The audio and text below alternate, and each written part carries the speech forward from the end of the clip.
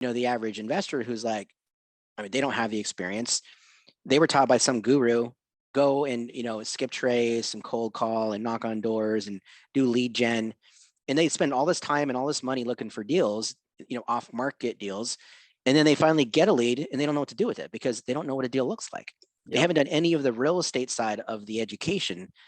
Really, they haven't done any education, right? They're just doing like, okay, I'll get this service. I'll get this service. I'll skip trace this. And they're hacking, but to what end, right? Now they get something that's viable lead and they don't know how to run comps. They don't know what to offer because they don't know what their buyers want, or they don't know what a deal looks like. So they throw out lowball offers, hoping that something sticks. And then now they're just wasting time.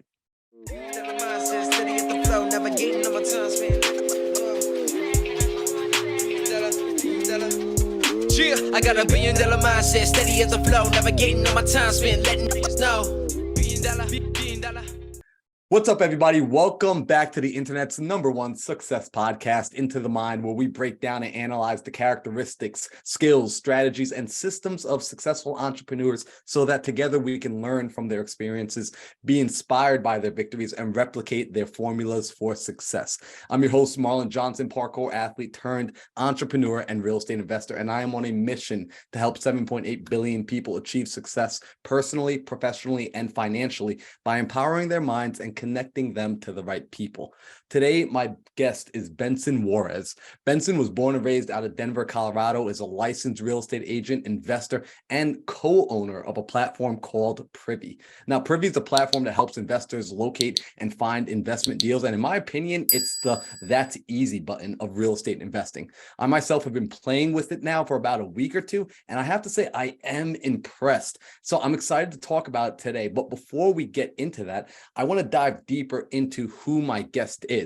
I'm a nerd at heart, and one of my favorite things to do is watch anime, and I love when they have the hero's origin story. So today we're going to be diving into Benson's origin story, and then we're going to be diving into his platform Privy. So Benson, welcome to the show, man. Thank you for having me, Marlon. I appreciate it, man. Love the energy. I feel like I had 2 cups of coffee. I don't even need the cup of coffee I just went and got. Let's go. I love it. So Benson, first off, thank you for being here. I want to dive into your origin story because, people that get to know you now, they are going to see that you're the co-founder of the platform. Your guys' company is doing extremely well. It's being accepted by the community in a very great way. However, that's not where you started. Can you take me back to what got you started in your entrepreneurial journey? Yeah, I mean, it can go way, way back, right? To when I was a little kid, and I remember going to the grocery store and buying 10 packs of bubble gum, taking them into school and selling them for like $1 or $2 per pack, right? And just like getting that arbitrage. And even from like a really young age, I had that hustle in me of what, wanting to like make some money on the side. I guess like my first kind of entrepreneurial experience would have been when I was like 12 years old and I went and like got my own paper out, right? Slinging newspapers, went out and it was like getting new houses and, was acquiring other people's routes too, so I could like duplicate myself. And so from 12 to like 16, I had my own paper out. And that's, for a kid, that's like your first chance to really do like a business, right? Because you're the one that's collecting the money and you're the one that's producing the service. The product is the newspaper, but if that newspaper is sitting in the sprinklers, right, then you're providing a bad service and you're going to hear about it, right? So you got to figure out how to give, a positive customer experience and, how to collect the cash and then how to grow your sphere so you can get more income coming in. And it was just a great learning experience. And for me, it was discipline. Like I was the only one out of my friends group that was getting up at 5:30 in the morning. Wow. Right? Every single day. You don't get days off. There's no days off when you got a paper out. And for a 12-year-old to have that kind of discipline is, I think, rare. And I meet a lot of people who are entrepreneurs that have paper routes. It's a weird thing. It's funny that you say that because I'm thinking back in one of my first jobs, like my first ever endeavors was this guy in the neighborhood told me that he would pay me $0.25 for every block that I threw the papers out on the street. And I was just like, oh, sweet, I can make money doing this. And I started just calculating, well, how many blocks do I need to do if I want to get to $5? And So it's really cool that like I don't often hear other people that also did the paper route skit when they were growing up. Right. And but it's like a legitimate way of a young person getting into like doing business type stuff, right? And you don't really have a excuse me, a boss, you know, there's no one telling you got to do this. Maybe your parents are involved, but you know, the parents aren't waking you up and getting you up and helping you do the newspapers and doing all that sort of stuff.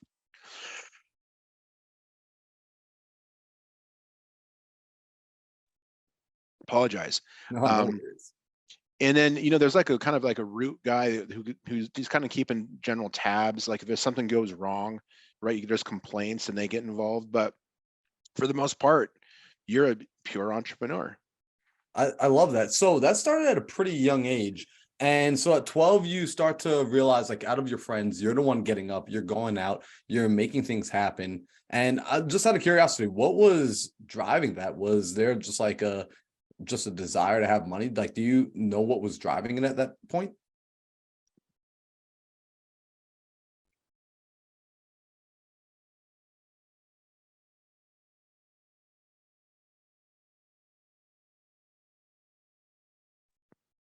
Sorry about that. No, no worries. That's the All of a fun of sudden, having a like the talking pre-recorded. just created that, so you can edit that piece out, right? Yeah. Um, so no, I've thought back to if there was like a moment in time, like an aha moment where there was a trigger that went off that made me want to be an entrepreneur. And I don't think that ever happened.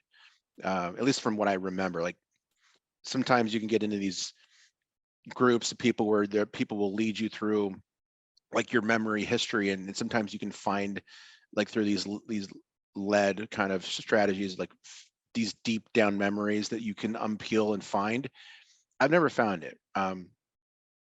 However, it was kind of just in me. And my parents weren't entrepreneurs. Like my dad was a police officer for 33 years. My mom was a bank teller for like 30 something years.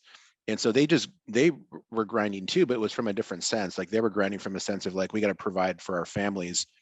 And it's through, going to work 9 to 5. My dad, to this day, we always celebrate Christmas on Christmas Eve because my dad always had to work Christmas, right? Oh, wow. Thanksgivings were whenever we could get him in because my dad was always working during the holidays because that's when he had work as a police officer. And so I think I know I saw the work ethic. That was definitely something that was built into me from an early age. But to take that work ethic and translate it into being an entrepreneur, I don't know where that came from.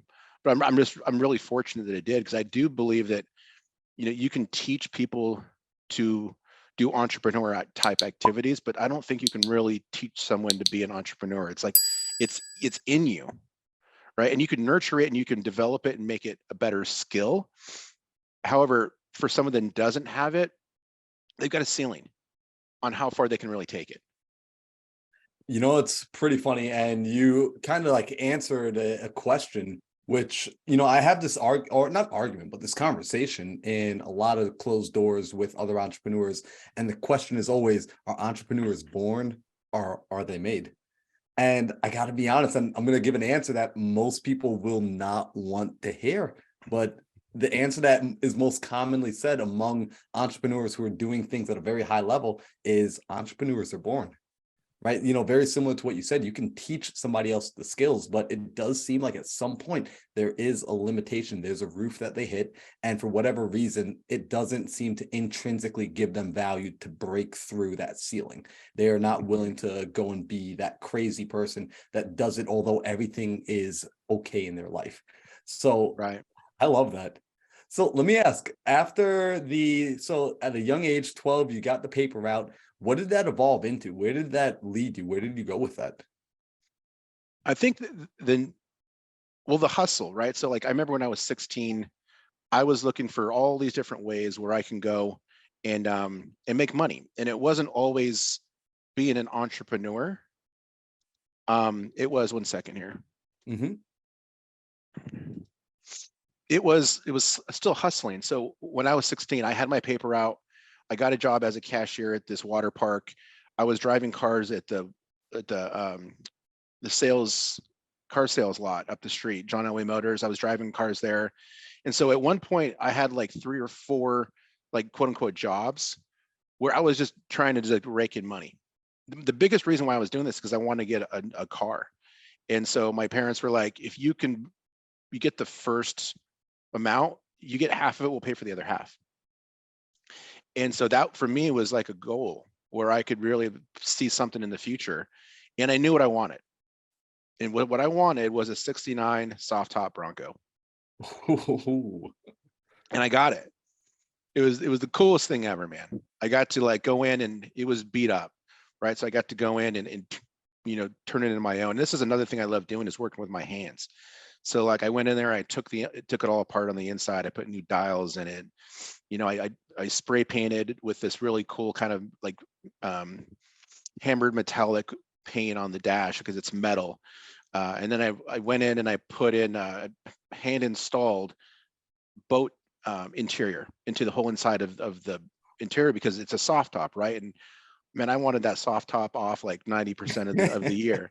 So I'd be driving to school with snow, right? But I was like the coolest dude wearing my goggles, and driving to school every day. And everybody wanted to be in it. We'd all be wearing these big coats with goggles. But I had that boat interior, right? And then I went and got it. I went and got it primered, and then I sanded it all myself. And I took it and had somebody paint it. So I was like hacking along the way, like doing some, giving it sweat equity. It was kind of like a fix and flip, but I didn't flip it. It was a burr on a car, right? And then I cut the wheel wells out to give them like these flares, and I was just like adding my own thing to it and did it. I hacked the whole situation, and it was just like one of the coolest experiences. And then I eventually passed it on to my brother once I went on to college and was moving on, and it was like a family car for many, many years. So I like that. I want to highlight something because, again, this is a theme, especially like for any of my listeners who've listened to previous episodes, they start to see this theme that's with high developing, high level entrepreneurs is there's a hustle. There's this hustle in the beginning where, like you said, you're working 2, 3, 4 jobs. And I want to highlight that there was a reason for it. There was a goal. There was something of value for you at the end of that. And I relate to it heavily. When I was growing up, one of the first few jobs I got, the goal was I wanted to buy my first car. So I was working anytime they would let me overtime. I was like begging them, like, hey, is anyone free? Can I come in Saturday? Can I come in Sunday? Yeah. Working in the restaurant, whatever I could do to make that money. And so I'm curious, after you got that goal, right? And you got the car, you're driving around, all your dreams have been realized in these moments. What was like, did you have any issues finding the next thing, or was the next thing already there lined up for you? For me, the next thing was going to college. Oh, okay. So I didn't have any big entrepreneurial plans at that point. Like, okay, I'm going to be, the next Elon Musk, going to be the next whatever. Like those people, I didn't know about them if they existed. I'm sure that they did. With social media and everything now, like the young people now are so fortunate to have these people they can look up to and model. When I was growing up, and at this point, this is like late 1980s, like there's no internet, right? So it's like, who do you see around you? Who's in your sphere? And, I didn't hang around a bunch of entrepreneurs. So the next thing I knew, which was the logical step, was going to college, right? Now, first thing is we couldn't afford college, right? So as soon as I got there, I had to go get a job, right? So I'm working a job while I'm going to school, and I'm a freshman. What do I want to do? I want to go party too, right? So I'm trying to balance school, party, and a job, and it wasn't working out too well. Like my grades were hurting, and a friend of mine had joined the National Guard, the Air National Guard, to pay for school, and so they pay for, I think, like 70% of your tuition, and then they have like a good amount of money for books, and then there's some other amount of money that you can get for just paying for things that have to do with school. And I'm like, I'm going to do that. So I joined the military, right? But so this is when I was actually already in school, so I had to make an investment and really compromise. I had to take a semester off, but I planned it very specifically. I figured that I could take a semester off and finish all the education that had to go. I went in, I was military police for the Air Force. right? They call it security forces, but military police is the easiest way for people to understand that. And so if I was to start and finish it, I would be able to miss one semester and be back in time for the next semester to start. So I was only going to miss the summer too, right? So I went and I went to San Antonio, did my basic training, and then I went to Fort Dix for my infantry training, and then I went to the police academy back in San Antonio. But here's what happened. When I was in Fort Dix, I blew my knee out on a march, and I was doing really well, right? I was doing really well. I was excelling. I was squad leader. You know, you get to get little mini ranks within where we were at, and with this knee thing, I was gonna have to go to this thing called Zulu flight. This is where all the injured people would go, and I knew if I went to Zulu flight, I wasn't going to get out of there anytime soon, and so I was going to miss my window to get back to school. So talk about hustling. My hustle at that point was to find painkillers and get through the rest of the marches and the runs and all the physical education tests we had to pass. And so I was just like in massive pain, taking painkillers so I could avoid going to Zulu flight. Because if I were to go there and they knew I was injured, I wasn't gonna be back in time for school. That's what my hustle was at that point. And I did it. I actually finished top of my class. Wow. Out of all the people that were in my class, and I got to do like a big speech at the end. It was really cool. And then I got back to school in time and went back into getting my degree in computer information systems. So I got to highlight something there, right? And this is critical because it's something I talk about a lot, especially on this channel, which is you set a plan, right? So you sat down, you thought about where you wanted to be, you thought about what you wanted to accomplish, and you created this plan, and you didn't allow excuses to get in the way. Like, all right, college is really expensive. I figured out I could go to the military, so I'm gonna go get into the armed forces. I'm gonna go and get these scholarships funds, and then upon setting out on that plan, roadblocks came up, right? Mm-hmm. The knee getting blown out, you couldn't have thought that was going to happen. And instead of saying, well, let me change the target, let me change the destination, no, you adjusted the plan on the fly, which is really, that's a critical skill in order to be able to build anything of noteworthy success. So you were able to push through, you were able to graduate on time, you got your degree in computer engineering, you said? Computer information systems. Computer information systems. So what it is, it's a very unique I guess major where you are the business person who knows how to code. Half the curriculum is coding, half the curriculum is marketing and finance and management. So you're the best of both worlds, and you're doing like system design, and you're communicating the business requirements for an application to the developers that don't know how to speak business. So both languages, so you translate what the business person wants to the developers so they can build it properly. That's a pretty unique seat to have, and it's foreshadowing essentially what was to come with Privy. So when you were getting into that major, what was your thought process? What were you thinking you were going to do with that major back then? I really didn't know, because it took me about a year and a half to find it. I first was mechanical engineer, and I realized I didn't have the head for it. And the next thing I went into was this thing called construction management, which was like, I always thought I would be involved in building things, right? When I was really little, I had a drafting table and I would draw buildings, and I would, design floor plans, and I was really into that sort of thing. So I knew I wanted to be involved in building homes or, buildings in some way. And so that's where, the mechanical engineering part came out of it. I wanted to go to an architecture school, but I didn't have the grades to get into Colorado or CU. So I went to Colorado State, which they didn't have an architecture school. And I thought the next best thing would be mechanical engineering, and it wasn't even close to what I wanted to do. And then that's why I went to construction management, thinking that was another thing that didn't work. And then I'm thinking, okay, well, if I'm going to be, one of the things I did in high school was called CAD, computer aided design. Mm-hmm. So I would build houses using computers when I was in high school, or design them. So that was in my head too. And so I was like, okay, computers, right? Ended up getting the degree. But before I actually finished and graduated, I started another company while I was in school. So I was really interested in working out and building muscle and just being fit. And so, I would take supplements. I'd go to GNC and I'd get like my protein powders, my creatines and all that sort of stuff.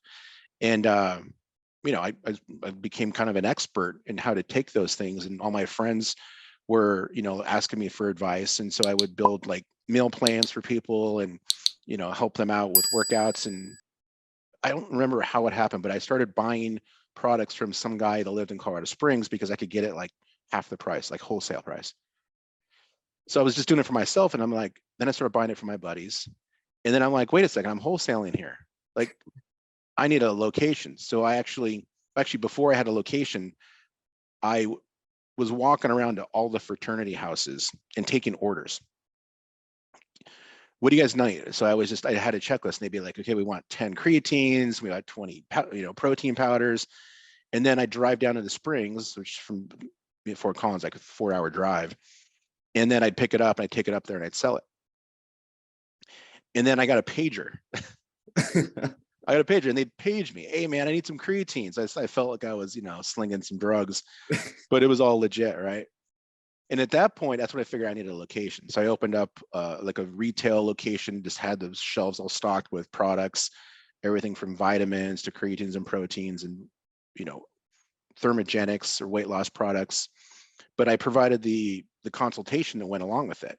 So I'd give them a meal plan. I'd tell them, here's a workout plan for losing weight. Here's a workout plan for, an athlete, right? So you can run faster, jump higher. Here's a workout plan if you want to build muscle, right? So and it was called one-on-one nutrition is what we called it. So that's really cool. So I gotta highlight something that I'm seeing, which is you had this really cool ability of taking action, because you're talking about like that hustle of just going down, picking up the orders, then going and figuring out, hey, if I go and walk and ask other people what they need and I can create this list, I could go get this stuff in bulk. It wasn't, you figured this out by naturally going and just taking the action. And I want to say that as loud as people can hear it, because there are some people that are thinking, man, but shouldn't I just have it all figured out like at the very start? Well, what I'm hearing is you're a young man that was trying multiple different things. That, I mean, even your college career, your college resume was, all right, first I'm going to try this, and then I'm going to try this, and then, this doesn't quite fit. And you just kept taking action until you landed on something that began to work for you. Yeah. So you get your degree, you've got this brick and mortar business. And where did it take you? Because eventually you ended up in real estate. Like, how did you even, get from computer science and supplements to real estate? I understand that when you were younger, you were drawing the renderings and you were doing that, but where did that transition happen? There was still some time for me to fill things out, right? So during college, I opened up another location. So I had another retail location in Denver, and then I combined forces with another guy who had a store, and we created a brand. So then we started opening up more stores. So we eventually got to 6 locations. Wow. 5 of them in Colorado, 1 in California. And the goal was to just start opening these up all over the place, right? But that's about the time when the internet of things was really starting to get big, right? Like people were buying stuff from the internet. So now you didn't have to come to a store to buy protein. You could order it from the internet. And so where we had the corner, or the market kind of cornered, right? More than like a GNC, right? It was just, people who didn't know would go to GNC, right? Because they didn't know what they wanted. But people who knew would come to me, right? Because I could give them the advice, and, we could talk shop, right? And that was part of it. Is like, we was a community. Like, we were already building communities at that point. We knew that if you're around a lot of people that were doing similar things, and, there was kind of like this collective genius that came out of it. And until I just said that, I forgot about that part of it. It's funny. I was going to ask you, because I mean, to me, I see community and I can't not see it anywhere now. It's like once you're in on the secret and you realize a part of building anything big and sustainable is building community around your product, building community around your brand. So now when I look at businesses that aren't doing that, I'm like, what are you guys doing? Like, you guys are knuckleheads. And Yeah. so I'm curious, back then, were you consciously aware that you were building community, or I was it wasn't. just like, wow? I was just in the middle of it, right? So we made t-shirts, right? And we give them out, and then you'd be like, half the people in the gym are wearing one-on-one t-shirts, right? And it just became like this cool thing. Like if you had a one-on-one t-shirt, then you were part of something. And then and then we'd go out to the parties, and we went to the I'd go to the fraternity. I wasn't in a fraternity, but the door was open for me. I could go in any fraternity, or most of them. Some of them didn't like me, but I could go into some of these fraternities, and like I was like their brother, right? Because I was like, I was in their communities as well, and so there was some crossover there. But anyway, to get away from that for a moment, so I was still in the military at this point, right? And my brother at the time, he actually followed in my path. So he went and got he joined the National Guard too, the Air National Guard. So we were in the same unit together. And so what we would do is we would volunteer in the summers and on breaks to go to like all these deployments. So I got to go and travel Europe, and I got to go to Germany and Italy and Kosovo, went to the Caribbean twice for quote unquote drug interdiction missions. So we were doing like these cool things. And, without the military, I wouldn't have been able to go to school, number one, or even do any sort of travel, because we didn't have the money to do it. My parents didn't have the money to even barely, help with school. But we made it happen. But then once the internet started to get big, I decided it was time to kind of move on from the one-on-one nutrition and figure out what was next. So I'm like, oh, what do I do? Well, for me, the next logical step was to go get a master's degree in business. So I went back to school, went and took the GMAT, got all that out of the way. And, school started, second week of August or first, that sort of thing. And then right after that, if you think about it, it was 9/11. So 9/11, 2001, I was in grad school, and it happened. So right away, we know we're getting activated to active duty. And so I had to get out of school, go to the base, take all my crap with me, and we got deployed. And so we got sent over to a place called Kosovo. It's not in the Middle East, but there was troop movements all over, like reorganization of troops. And so I was there for 5 months with my brother in Kosovo. But it was a 2-year stint we had to do. And so when we weren't there, we had one other deployment in Germany. But the most of the time I was spending time at Buckley Air Force Base in Aurora in Colorado, where we had assets and things that we had to do on a day-by-day basis. So the story is that while I was doing those things, I was listening to Carlton Sheets CDs and Robert Allen. And I was just kind of educating myself, reading Rich Dad Poor Dad, right, at the same time. So that's where my kind of connection and passion for real estate really started to come out. While I was on post, trying to figure out what my next thing was going to be, because I was thinking, okay, I've got a certain amount of time here to figure it out before I'm going to be released and I can go back to the real world. That's insane. So first of all, for the people that are like, man, Carlton Sheets, Robert G. Allen, like who the heck are those? Like those guys are like the original OGs of creative financing in real estate. Like we're talking no money down strategies. I mean, like these guys were changing. This was before social media. So like they really, like those are some best kept secrets that you were tapping into. Being able to find out that, oh, wow, we can go out and purchase properties for little or no money using this thing called leverage and creative financing. Right. So I love that. I like that your mind was getting changed and shifted based on just having that time to really consume new education, listen to different voices, and have new ideas come into you. So as you were getting this information, you're stationed, you're listening to this stuff in your spare time and your downtime, you got the tapes going on. What's going through your mind? Are you like, all right, cool, the next thing I'm doing is going out and building a real estate empire? Or like, where was your head at thinking as you're going to exit the military? Well, I was thinking about doing the practices that were in those tapes and in those books, but more of I was thinking like, hey, what's the side hustle I'm going to have? So me being an entrepreneur, like going to work for the military is the exact opposite of being an entrepreneur, right? It's the complete side, the other side of the coin. And so because of the way that our hours worked, we worked 12-hour shifts. So we'd start at 6 a.m., go to 6, I'm sorry, we start at 6 p.m., go to 6 a.m. So we were okay, 3 days on, 2 off, or like this one I was like 4 on, 3 off. It was just, it kind of just moved, right? So we would always have, good a number of days. And sometimes it was like 3 days off right in the middle of the week. And I'm sitting there like, what am I gonna do for 3 days? I'm not just gonna sit around, right? So I'm like, oh, well, what's my next side hustle? And a buddy of mine was selling loans. He was doing mortgage loans.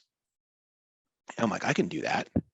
So I went and took this little test, figured out how to sling mortgage loans, and I started doing that during the day before I went to the base.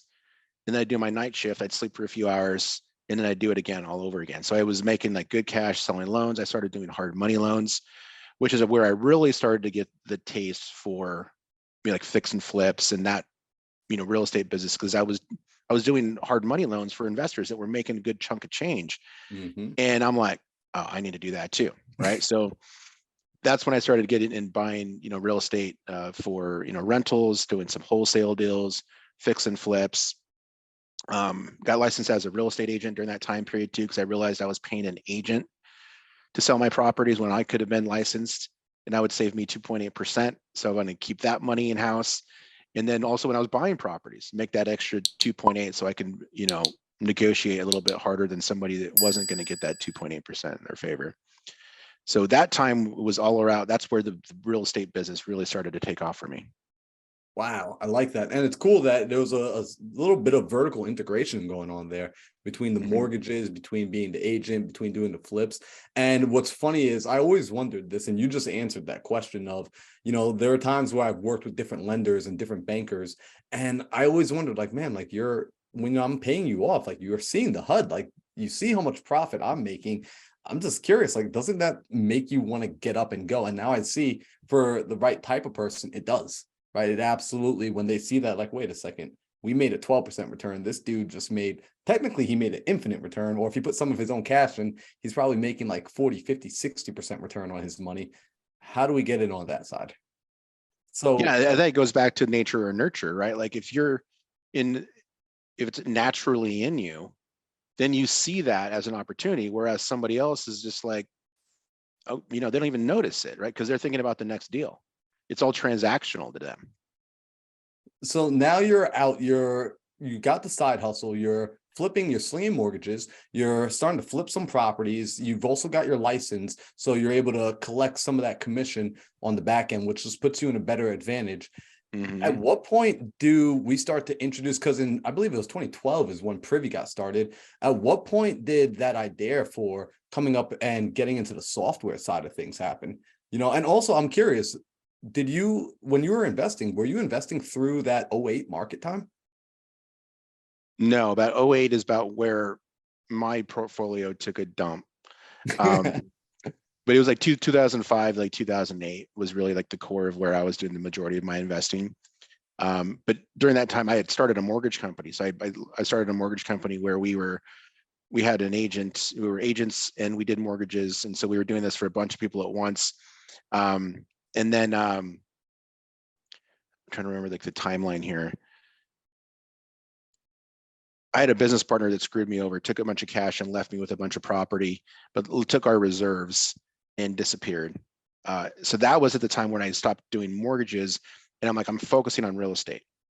And there's all these sort of foreclosures that were coming down, right? So what I recognized is that a lot of these REO brokerages, these brokerages that sold foreclosures for banks, they were getting first look at all the deals.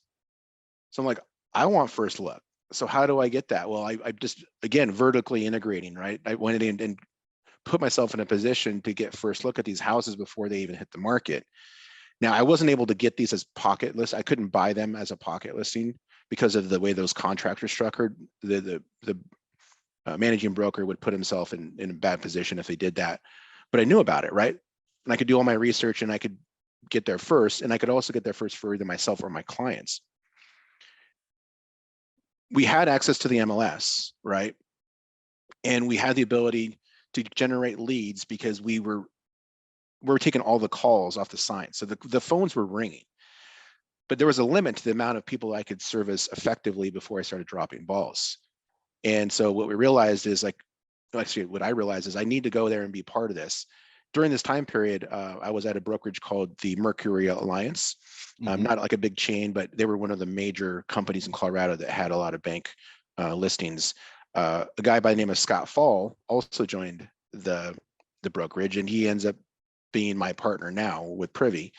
But the idea of Privy was really born out of his systematic approach to how he was going in and looking at every new property in the market every morning and creating like what he would call a hot sheet.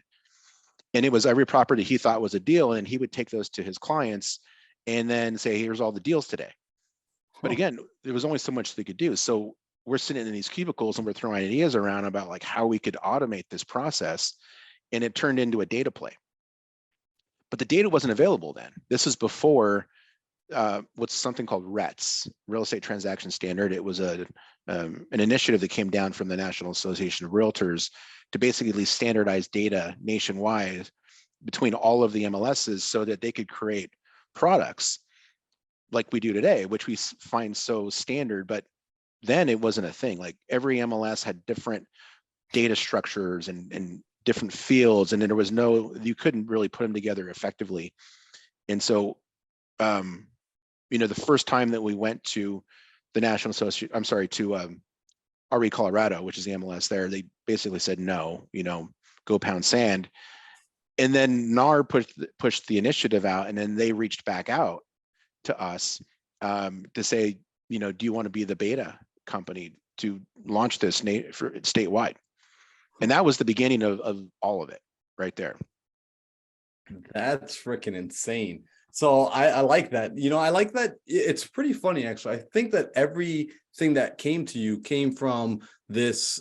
You were in a position where you had gone out, you started doing something, and you ran into a roadblock, and ultimately you were overcoming your own obstacles, you're overcoming your own challenges, which later allowed you to serve others, right? You get into the place of fitness and you're like, hey, I need to go get protein, I need to go get creatine, I need to get this stuff. So you're solving your own problem and then realizing, hey, we can serve others who have the same challenge. Now you're in this place in the real estate investment space, and you guys are out there hunting for deals, and you're figuring out, hey, we need to be able to systemize finding these deals, systemize being able to go through and figure out which the best ones are. You created a system for it, you created a platform for it, and now you're able to spread it out to others. So you're able to get access now to the MLS back then, and you're able to, so this is where essentially Privy started to get its inception. It really was from being able to go inside there, find the hottest deals. And what were you defining as the hottest deals? Was it just based off of like the number? Like what was the data that you were looking at? It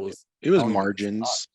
It was comparing, the price of the comps to the ask price of the house, right? So just looking for discounts. Nice. Right. But that was all being done manually, prior to that. The interesting thing that happened at that point is that before Scott came to the office, or maybe during a similar time, I had started to do investing in tech companies. So I was doing angel investing into kind of some companies here and there. I invested in a nutraceutical company, a tech company, some other kinds of things that I was interested in because I had some disposable income. And I'm not the kind of guy that just goes and buys crap. I'm not buying jet skis or boats or anything like that. Like, houses, right? That's what I was spending money on. But I saw another vertical there, which was, okay, invest in companies, early stage companies, and then really take part in the back end if there's going to be an exit. And so I invested in another company out in California called Clout. And it was a fintech company, financial technology company. And so the guy who I met that guy in college, the one that started that company, he was a friend of mine, and I invested in his company, and he raised like $1 million. And he's like, hey man, come out to California and help me run this thing. And I was like, all right. So I moved out to California to help run this, fintech company. While, I was talking with Scott, and Scott's like, I'm taking this thing, I'm going to do it. I'm like, cool. Well, I'm like, well, what do you need? And he's like, well, money, obviously. So I was actually, before I was in operations and, doing the everyday stuff, I was basically one of the first investor in the company. And then I went to California to help run Clout and take that to the next level. And then Privy started to take some form, and he found this amazing developer named Doug Hayes, who is still with us today. And he's just like, oh, he's amazing, absolutely amazing. Up until 4 months ago, he was our only developer.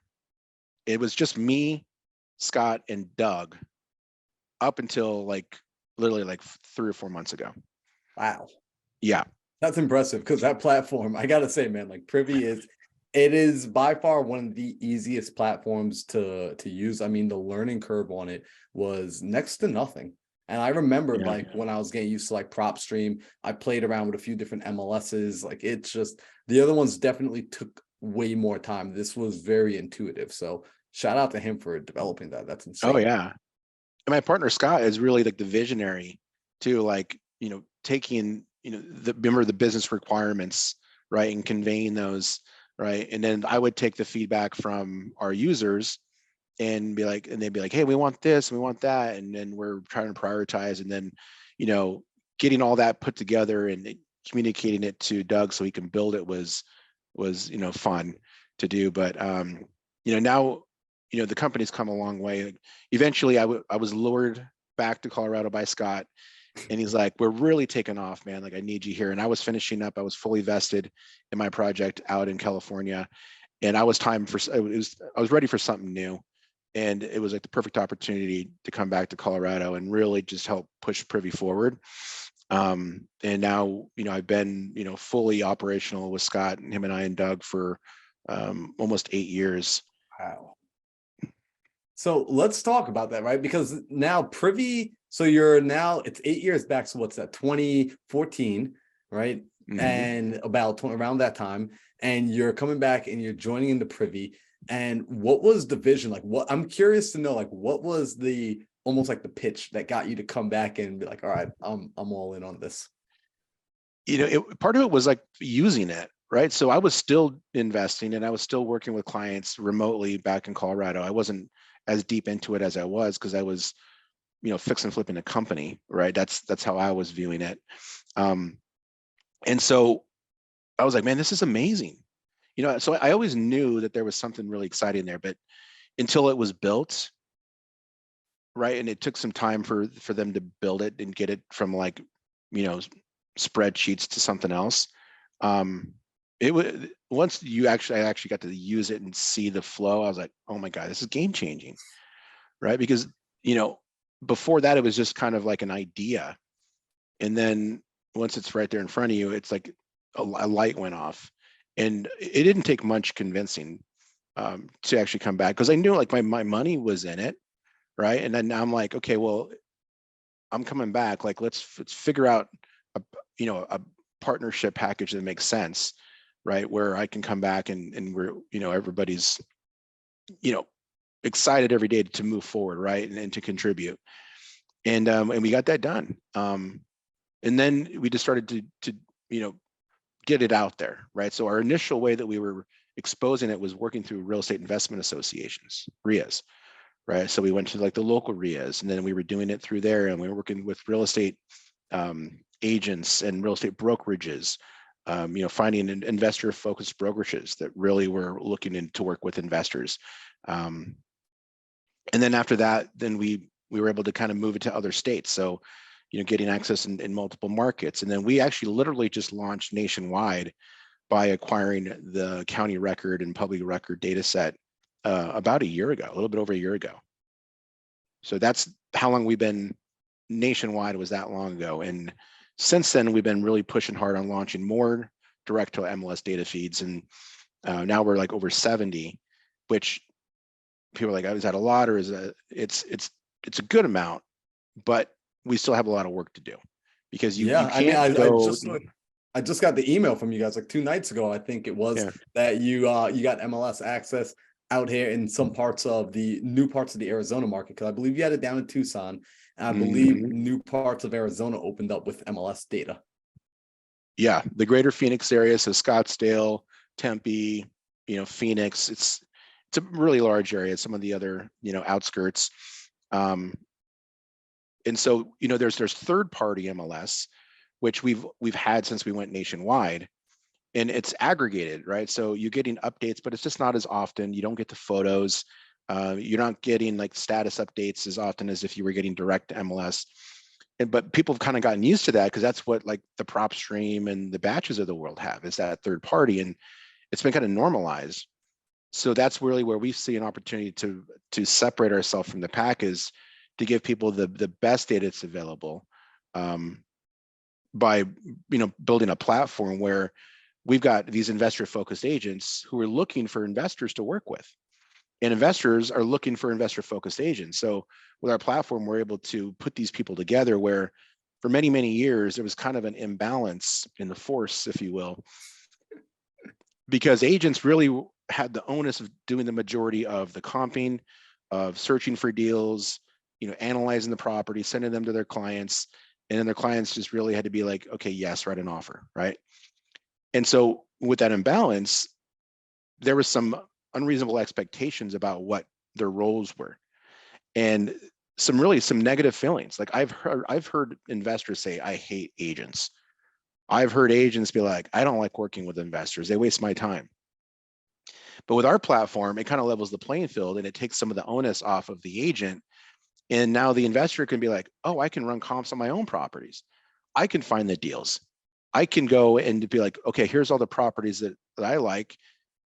Let's write offers on these. I've already vetted those out. I've already done, the analyzation. And now they just send to the agent. The agent's just writing the offer. Right. So it's creating an environment where the expectations are more understood, and there's equal benefit to it. It's a win-win more with the way our platform is designed.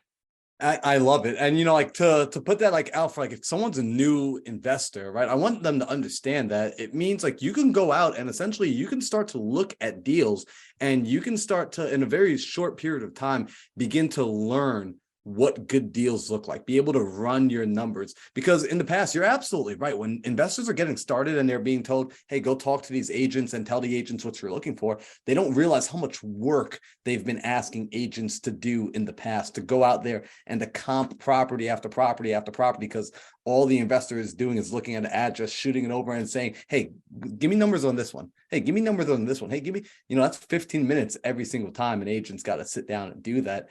50 minutes is conservative. That's like a short amount of time. That's like I've been in the business for 20 years, and it can take me an hour plus with direct MLS data. I mean, my own MLS access to properly comp a property out. And so just imagine, the average investor who's like, they don't have the experience. They were taught by some guru, go and, skip trace and cold call and knock on doors and do lead gen. And they spend all this time and all this money looking for deals, off market deals. And then they finally get a lead and they don't know what to do with it because they don't know what a deal looks like. They haven't done any of the real estate side of the education. Really, they haven't done any education, right? They're just doing like, okay, I'll get this service. I'll get this service. I'll skip trace this. And they're hacking, but to what end, right? Now they get something that's viable lead, and they don't know how to run comps. They don't know what to offer because they don't know what their buyers want, or they don't know what a deal looks like. So they throw out lowball offers, hoping that something sticks. And then now they're just wasting time.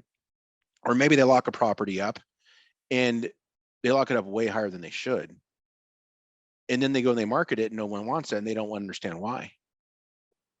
So with Privy, essentially that problem was solved, right? Now they have a software, they have a tool. And what I do like, again, like, because I was impressed.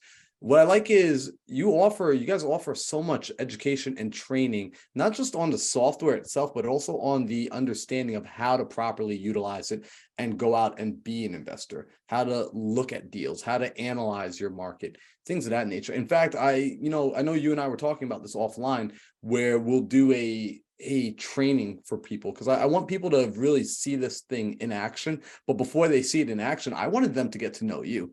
because I'm always a huge believer of working with companies where the people genuinely care, that there's a go-giver mentality about you. And I see that in everything you do. In fact, I remember the very first time you and I were talking, you were explaining that, hey, like a part of when you were, allowing people to try Privy, you were incentivizing them by giving them so much training. And when you were explaining the amount of training you were giving to people, I was like, holy moly, man, like you're literally giving away what people charge $20, $30, $40,000 of education for. And you were like, yeah, but it's going to help them achieve their goals. It's actually going to help them grow their business. You're not just throwing out, hey, here's a hammer, go figure out how to build the house on your own. You're actually saying, hey, let me show you how to look at the schematics, look at the blueprint. Hey, let me show you how to properly utilize this hammer so that you can build, because ultimately their success is your success.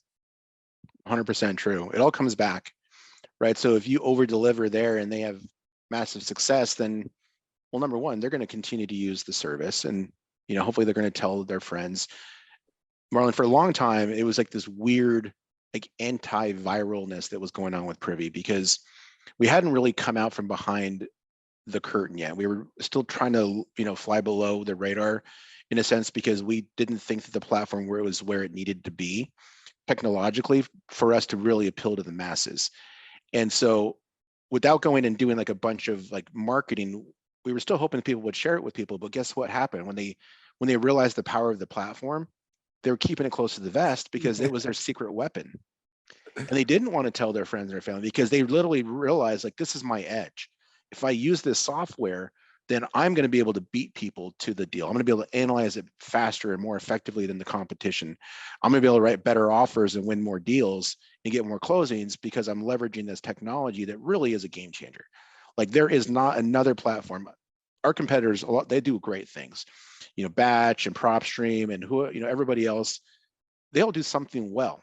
But there is no platform out there that has patent pending technology that will literally just pluck deals off of a tree that will make you $20, $30, $40,000 assignment fees, because of the way our algorithm is identifying the best places to look for deals, where all the ingredients exist that you need to assemble a deal. And when I say assemble a deal, like, you literally have the power to assemble the deal if you use the data the way it was designed to be used. Like, when they say location about real estate, it's way more important than what people hear. Location is like, okay, well, you're across the street from, a park, right? Like, that is what people think about. When I say location is, if you're looking to do a fix and flip or BRRRR or wholesale or even like rentals, if you're doing anything that's based off of a percentage of after repair value, you literally cannot prove after repair value if you're in an area where no one's doing flips. So you have to be very intentional about where you look for deals locationally. And that helps you to assemble all the ingredients that you need to be able to build a deal, which is the buyers, if you're wholesaling, or the retail buyers, where an appraiser will actually use fix and flip properties to prove value. Investor focused agents, all of the local market education, so that you can know what a deal looks like by just reviewing what other investors have already done. You can see what they bought it for. You can see what they sold it for. You can see how much money they made, what percentage of ARV they bought it at. So you know what a deal is. There's a lot of really good coaches and mentors out there that provide great education, but none of them can tell you what a deal is in Tampa today versus Philadelphia versus Dallas versus Minnesota, because it changes. The only thing that can tell you that is the data. So what we're extracting from this information is actionable info through our comparative market analysis technology. So you can see what a real deal is and take action today and feel confident in taking action, and not sit on the sidelines because you don't know what a deal looks like. That's huge. I mean, like, someone, like, if you're listening to this, you need to rewind that like last 2 minutes and really reabsorb that, because you're talking about making data-driven decisions. You're making decisions based off of the data, because one of the biggest things I think, especially when new people are stepping into this industry, they fall into the stinking thinking of, hey, I have to do the deals in my backyard though, because I'm local to the area. It's the only way I'll be able to do this and do that. But what if you're in an area like Los Angeles, or you're from Denver, Colorado? That's a tough tough market. I was from New York, right next to Manhattan, one of the toughest markets to break into if you're a new investor and you're still just trying to get your way. Maybe you're trying to wholesale, maybe you're trying to get in on a fix and flip. If you go with the data, and this is what I love, because you not only talk about this, but you actually show it, and you show how your platform lets you do this very, very easily, where in the past, this was kind of tough to do. It was possible, but it just took a lot of digging to go get the data to find out where to be. You can actually look at the data and let the data tell you what market you should be marketing in, what market you should be building your business and your relationships in. And it shows you in real time, which I think is probably the most valuable thing, because this is a market that's constantly changing. This is an industry that changes with time. Like Florida is blowing up like nobody's business, but who's to say 10 years from now it's going to be doing the same? Who's to say 10 months from now it will be doing the same? You want to be able to move with the market. I'm going to dig where there's gold underneath my feet. So I think we're definitely going to need to do a sit down where we actually pop open Privy live and show this to people. And I want them to be able to see it in real time, in action, how this system is changing the game. Because I got to tell you, I played with it for about a week. And yesterday I had agents hitting me back up, reaching back out to me. And this was me totally just playing, going into brand new markets I had never been in, based off of the data, based off where it was showing me, hey, these are deals that were listed on market at 65% of ARV. It took me about 5 minutes to go and find that. And then another 5 or 10 minutes to call the agent and talk to them. And the agents were reaching back out to me saying, hey, the buyer fell out. We're still interested. What do you want to do? And I was just like, holy crap. Like, this was like an afternoon of playing with a brand new software. This thing is game changing. It is. And we've talked a lot about agents because of, I think that's some of the low hanging fruit is on market properties where the seller is already raised their hand and said, yeah, I want to sell, right? So many people who get in this business, they're searching for motivated sellers, but they're ignoring the obvious source of motivated sellers, which is people who've put their house on the MLS. Now, all you have to do is just find the property at the right price in the right areas that matches what you want or what a buyer wants, and then you connect the dots. Now, we still have all of the off-market lead sources. Like you can still export lists, you can do list stacking, you can find, our system is probably the best at finding active buyers and knowing what their buy box is by looking at the data. But if you want to go and you want to target pre-foreclosures, don't do it willy-nilly with where you live. Still use that local market intelligence to make sure you're marketing in those proper areas. Because what happens if you get a callback off, say, like a mailer that you send out from a list you pull from Privy for pre-foreclosures, and it's in an area where there's fix and flip activity around it, you can immediately offer 20 to 30% more on that house and still make your margins work, because the fix and flips are the ones that turn that into a deal. That house that's in foreclosure is not a deal unless the fix and flips around it are present at the right price. That's so powerful. So I love that. We're going to have to dive deeper into that in the future. So I'm looking forward to that. Now, Benson, I want to bring it back to, I want to ask you these 3 questions. I want to be respectful of your time, and I want to start to wrap this up.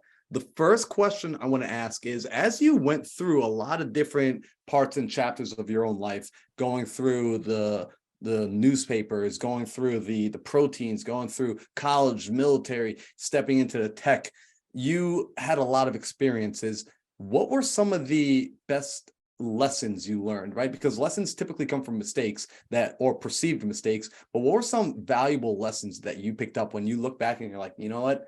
I'm grateful I went through that, because it took going through that to become who I am. I mean, 2 things come to mind. The first thing is, when we go through these entrepreneurial endeavors, we've got some painful experiences, but I legitimately had a painful experience when I had my knee situation when I was going through the boot camp training out in Fort Dix, like pain beyond pain, right?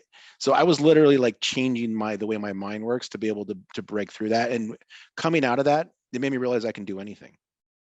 Like if I can overcome that, the physical pain, then a little like emotional, like pain of getting someone's telling me no over the phone, or like, some sort of a thing didn't work out, like that's all in my head. If so, I learned a bunch about myself during that time period, and at a young age. I was like 20. No, I was actually younger than that. That would have been 18 years old. Um, and then the second one is during the downturn in the market in 2008, when I lost a bunch of my houses because of being over leveraged and not planning properly. And then all of a sudden now we're into this big market where I had a big financial loss. I wasn't prepared to take advantage of all of the opportunities that came out of the whole foreclosure thing and all the REOs. So I was still trying to do some stuff there, but I wasn't as prepared as I am now. Like now, like I welcome a downturn in the market.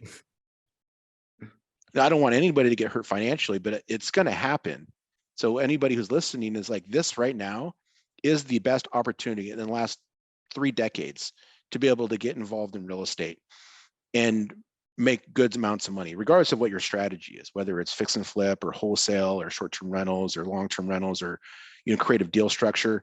Those are all opportunities there. It's just never been easier. And then with a platform like Privy, where we're doing 90% of the work for you, and we're actually giving you information that will help you become a local market expert faster than ever before in history, where the only way you could learn a market in the past was to actually go and do deals and make mistakes. Now with Privy, you're a local market expert in half a day, and you can take action and feel confident about those because you got the data that educates you what a deal is today in today's market, and tomorrow if it's different, you'll know that too.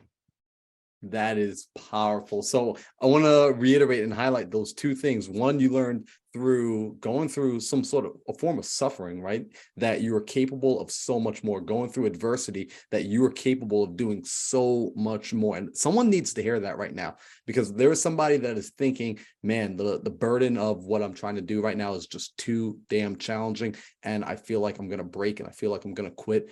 Know that you are capable of so much more. When you're at that breaking point, it usually means that there's probably another 40% left in the gas tank when you feel like this is all you got to give.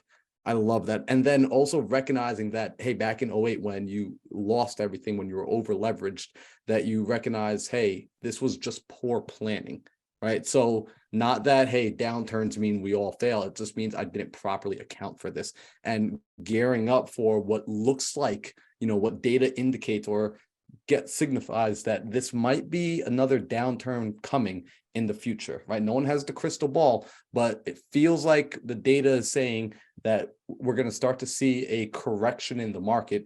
And during those corrections are opportunities to build wealth if you properly align yourself with that opportunity. So 100%. I'm excited for that. Me too. And so everybody just prepare yourselves, like get out of your own way, get out of your own head. I would definitely focus on the inner game a lot more than you are, or that you think you need to, because you could have Privy, you could have all the best tools, you could have the best mentors, you could have everything in place that the average person would need. But if you don't feel like you deserve it, or if you've got challenges with money, or you got limiting beliefs, those are going to be the things that stop you. Not what list you've got, not if you've got Privy or not, or who your mentor is. It's going to be your limiting beliefs. Man, I love that. You're preaching to the right audience right now, man. That's why the show is called Into the Mind, because it's the mindset that we have to cultivate more than anything else. So speaking on that, I know you said earlier in the career, you read Rich Dad, Poor Dad, you were listening to Carlton Sheets and Robert G. Allen. So those sort of audios and books were helping change your paradigm. So can you name one, but no more than two other books that were total paradigm shifts for you, that after you read them, you never quite went back to thinking the same, and you can't use Rich Dad, Poor Dad again because you already used it once? Yeah, I think it's the whole experiential learning aspect, and kind of putting things out into the universe.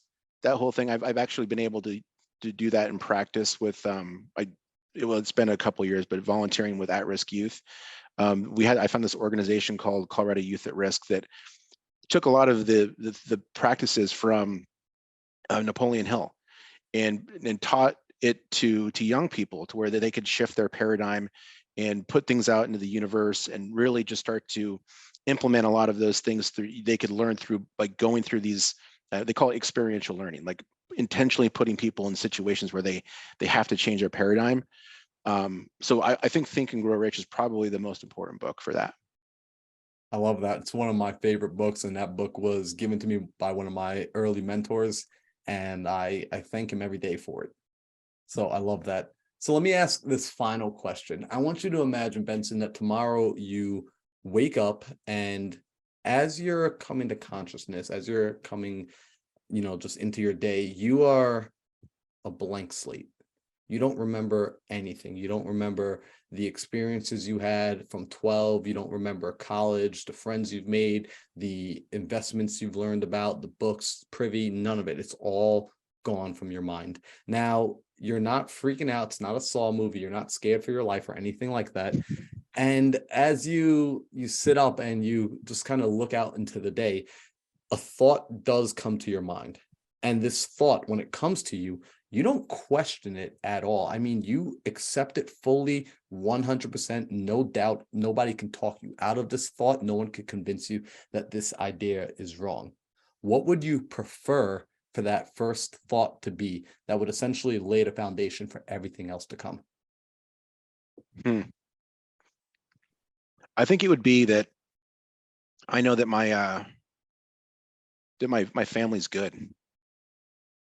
They're healthy, they're happy, and they're doing the things they want to do. I love that. So, Benson, I want to say thank you so much for being here today. I want to say I really appreciate you giving your time, you sharing your story. I didn't know as much about you. Now I feel like I know you so much better, which is absolutely amazing. And I'm looking forward to us doing a deeper breakdown on the software itself and showing people how it works. Now, for the people that are interested, I mean, they just listen to this and they're like, dude, I don't even need to see a demo. Sign me up, get me in on this. How do I go and get Privy? How should they go about finding Privy? And also, how should they go about connecting with you? Well, I would say our website is a great place to go. Getprivynow.com. Marlon, you probably could put something in the show notes where they can, get easy access to a link or something like that. That would be the best place. There's, some little mini demos you can see that will show you kind of how the system works, and you can, look at some testimonials, some people who use Privy and are being highly successful with it. So that's what I would say is look for a link in the show notes or go to our website. Awesome. And guys, I'm going to put that down in the description below. So it'll be one click away for you. It'll be super easy to go get plugged in. And then if you're on my Instagram, there'll be a link inside my Instagram. You guys already know I always support things that are really bringing value to you, to your business, and to your life. And Benson, if the people want to connect with you, are you on social media? Are you on YouTube? Where should they go? I am. So if you go to Instagram, it's Benson_REI. And then also on TikTok, same handle, Benson_REI. And then I've got a YouTube channel. It's where we put a lot of our content for Privy. So if you just Google Privy Real Estate Investment or go into YouTube, you'll find a ton of content there. Lots of stuff where we use the software live to find deals and some cool videos and training. Those are 3 places you can get more information about me and about Privy. Awesome. So guys, I'm going to have all of Benson's contact and info down below, everything for the social media. Go ahead and click that link. Be sure to give him a follow, and do me a favor. If you got any value at all from this episode, I want you to screenshot yourself listening to this, tag us on social media, and let us know what was your biggest takeaway. I want to hear from you what your aha moment was. Was it when you found out that Benson went through many different majors in college? Or was it when you found out that he found partners that he had met in an earlier part of his life that came back later on? What was your key takeaway? And I'm looking forward to seeing you all on the next episode of Into the Mind. You guys enjoy the rest of your day. I got $1 billion mindset, steady as a flow.